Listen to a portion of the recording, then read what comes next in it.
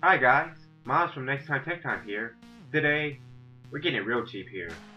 What I have for you guys today is a $350 gaming PC build.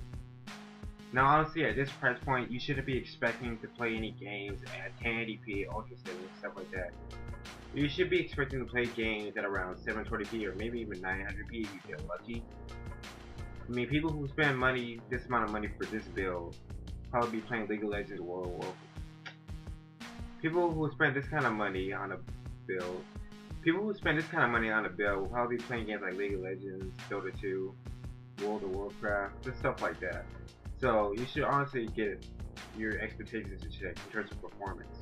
Anywho, let's start off with the CPU. The CPU in this build is the Intel Pentium G3220 dual-core processor. So for $60, this is a pretty nice CPU for a budget build, being able to be used in running high-end games such as Battlefield 4. So the next part of this build is the motherboard. The motherboard in this build is an MSI H81M-P33 Micro ATX motherboard. Now for about $50, it's a pretty solid motherboard for the price. And one of the major factors to it is that it comes with compatibility for other Intel CPUs such as i3 or i5 and i7. Okay, so the next part of the build is the RAM. So the RAM in this build is one stick of G-Skill's Ripjaws X series memory of 4GB. Now for a budget build such as this, 4GB of RAM is good enough at this point. In the future you may want to upgrade to 8GB, but for now it's good. Okay, now let's move on to storage.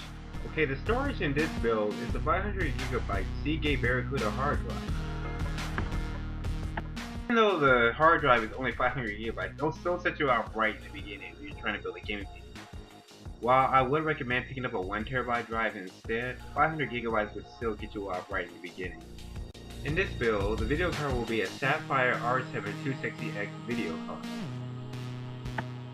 So, the video card in this build is a Sapphire R7 260X video card.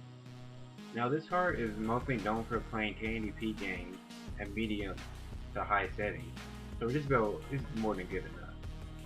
Also, you should know that it comes with AMD's Never Settle program, which means you can get 2 free games from the AMD service.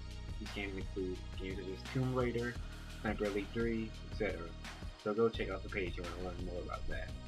Okay, now let's move on into the case. The case in this build is a Roswell SBM01 Micro ATX computer case.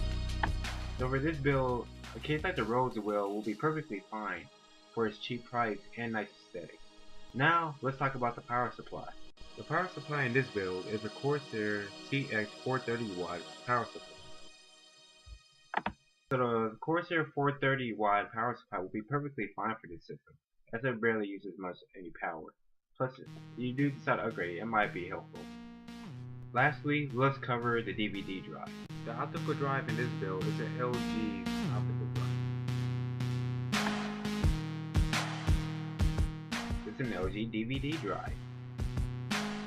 Yay! Alright guys, that is it for my $350 gaming PC build. If you want a list of all the parts described in this video, there will be a link in the description. So anyway guys, remember to leave a comment, favorite, like, and subscribe. I'm Miles from NextTime TechTime, and I'll see you guys next time.